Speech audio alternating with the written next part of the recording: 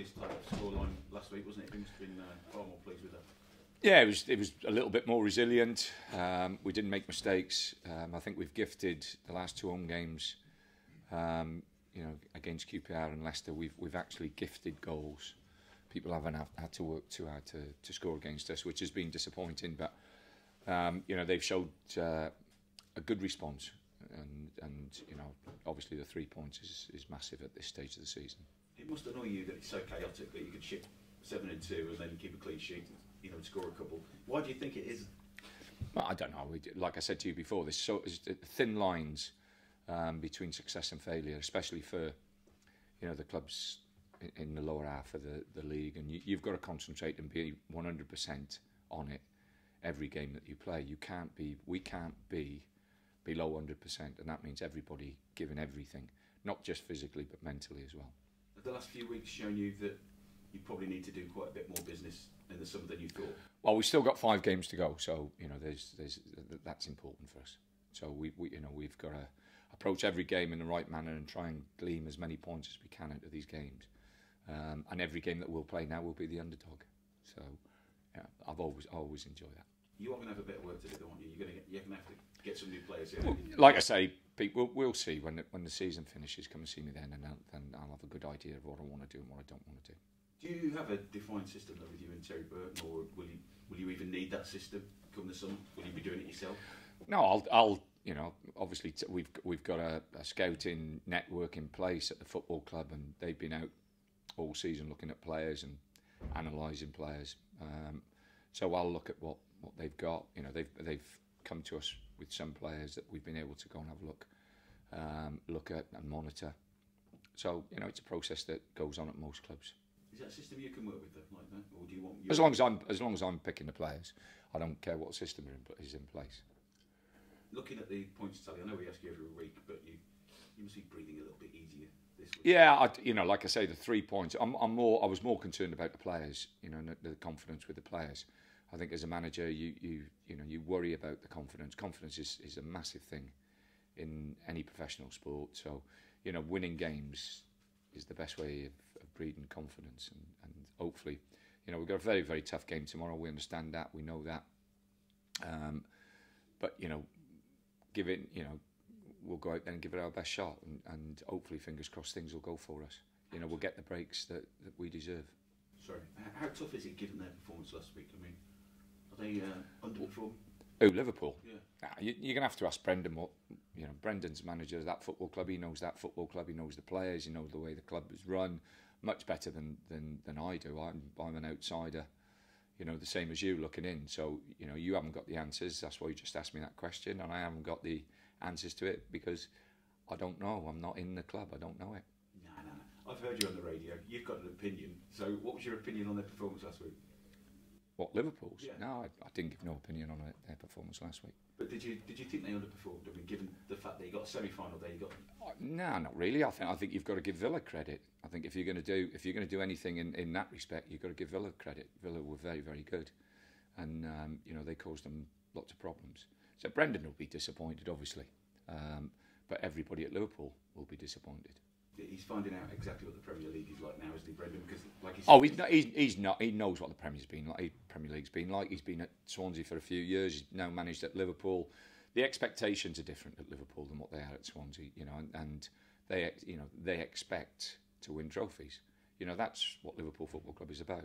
It's been like that for 30, 40 years at that football club. So they expect to win stuff, and Brendan will be aware of that. He said yesterday, a year ago, I was a tactical genius. Now people are doubting me. Do you feel any pity for a manager there, or do you just think, well, you're in one of the top clubs? That's what it is. No, he's right in what he says. It ebbs and flows.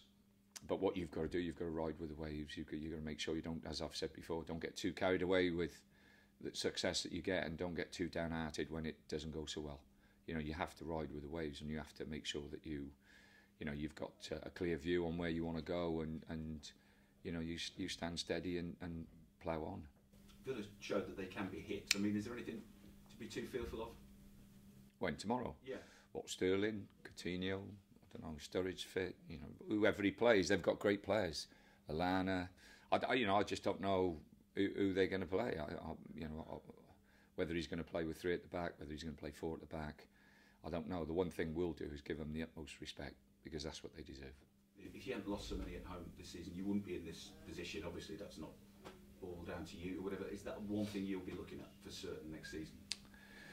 Well, there's reasons, and there's reasons that have to be addressed, and there's reasons why we need to address them. Obviously, results is a results-based industry, and I only keep my job because I get a certain amount of success. The same with every other manager. So you have to give yourself the best opportunity, the best chance of doing that.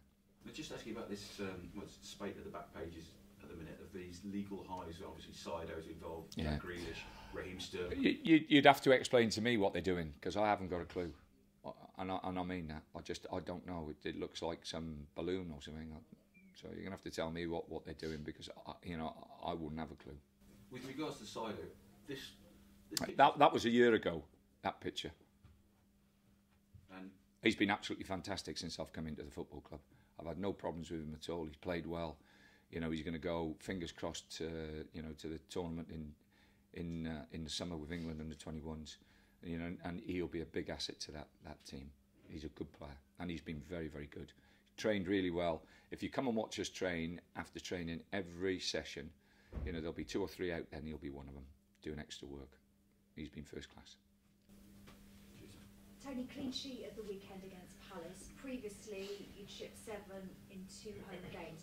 Do you feel as though you sorted out any problems if there were any? Like I say, concentration. I think the biggest thing with the 2 home games was that maybe we were favourites for the first time for a while in the 2 games, and that little bit of concentration. We just lacked a little bit of concentration. Now, we can't afford to do that tomorrow, otherwise we will get punished, because they've got some very, very good players, and especially on the counter-attack. Pete asked you about the 40-point mark. Do you feel as though, where do you think it's going to end this season? What do you need? You know me, I just want to get to those 40 points, and I don't think that you can rest. If we get to 40 points, we'll definitely stay up. And finally for me, this will be, unless you're out in the States, the last time that you'll come up against Steven Gerrard in a game. What sort of servant do you think he's been? No, I think he's been obviously a wonderful servant to English football, not just Liverpool Football Club, but to English football. I've always found him to be a very likeable guy when I've spoken to him and spoke to him about certain things, and forthright in his opinions. And he's been, like I say, a wonderful, wonderful player, wonderful servant to what is one of the great clubs in the world. No problems. How important do you think going to that under-21 tournament will be for Sido's development in terms of big game experience? Yeah, the lad's still learning, and that every game that he plays in the Premiership, he'll, I think, get better and better. The tournament is a big tournament, and I think Gareth's trying to take his best group of players out there, and with the backing of Roy, I think that might happen this time. So they'll have a really, really good opportunity, a good chance to go a long way. So I just hope. Well, I think he'll be part of it. I hope he's going to be part of it, and I hope he is a big part of it. Grab the team news, if that's all right, please. Anybody? Team news? Yeah. No, we're fine from what we had last week. So the one thing is Andre can't play, obviously, because there's an agreement between the 2 clubs.